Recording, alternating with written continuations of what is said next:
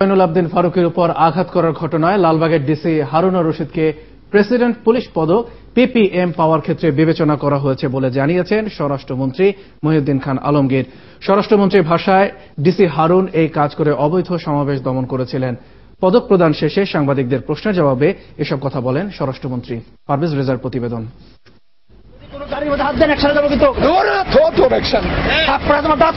2011 সালের 6 জুলাই হরতালের সময় বিএনপি নেতা জয়নুল আবদিন ফারুকের উপর পুলিশের এই হামলার নেতৃত্বে ছিলেন তখনকার তেজগাঁ জোনের এডিসি হারুনুর রশিদ।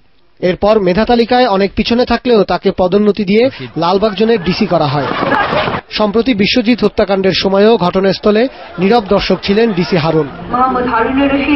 এসব অভিযোগের পরও এবছর পুলিশ সপ্তাহে পুলিশের সর্বোচ্চ পদক দেয়া হয় হারুনুর রশিদকে। হারুন লালবাগের ডিসি, তাকে দেওয়া হয়েছে। আপনারা বলছেন তারা বিরোধী দলের চিফ হুইপকে আমরা আঘাত করেছে। লক্ষ্য করবেন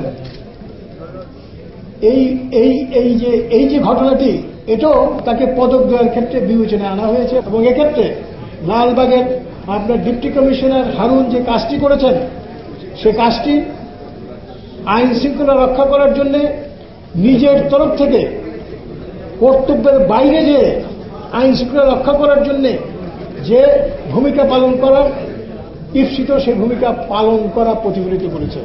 যদিও পদক তালিকার বইয়ে লেখা হয়েছে ঈদ ও পূজায় লালবাগ এলাকার আইন শৃঙ্খলা ভালো রাখা এবং বিডিআর বিদ্রোহের বিচার আদালতের নিরাপত্তা নিশ্চিত করার জন্য পদক দেওয়া হয়েছে হারুনুর রশিদকে। এবছর পুলিশ পদক পেয়েছেন ৬৭ জন। তাদের অনেকেই রাজনৈতিক বিবেচনায় পদক পেয়েছেন, এমন অভিযোগেরও জবাব দেন স্বরাষ্ট্রমন্ত্রী। এই দেশটি পরিচালিত হয় রাজনৈতিক নেতৃত্বের আওতায় এবং এই দেশে স্বাধীনতা সহ সকল ইতিবাচক পরিবর্তন রাজনৈতিক নেতৃত্ব এনেছে। কাজেই রাজনীতি মানেই আপনার ভিন্নতর কোনো পদক্ষেপ, এটা মনে করার কোনো কারণ নাই। সাধারণত কোনো ঘটনায় সাহসী ভূমিকা বা ক্লুলেস কোনো ঘটনার রহস্য উদ্ঘাটন করতে অসাধারণ ভূমিকার জন্য পুলিশ পদক বিপিএম ও পিপিএম দেয়া হয়। প্রত্যেক পুলিশ সদস্যেরই চাকরি জীবনের স্বপ্ন থাকে বিপিএম এবং পিপিএম পাওয়ার, কিন্তু এই পদকটি নিয়ে প্রতি বছর যেভাবে বিতর্ক তৈরি করা হচ্ছে, তাতে করে সৎ এবং নিষ্ঠাবান কর্মকর্তারা নিরুৎসাহিত হচ্ছেন বলে মনে করেন সংশ্লিষ্টরা। পারভেজ রেজা, ৭১, ঢাকা।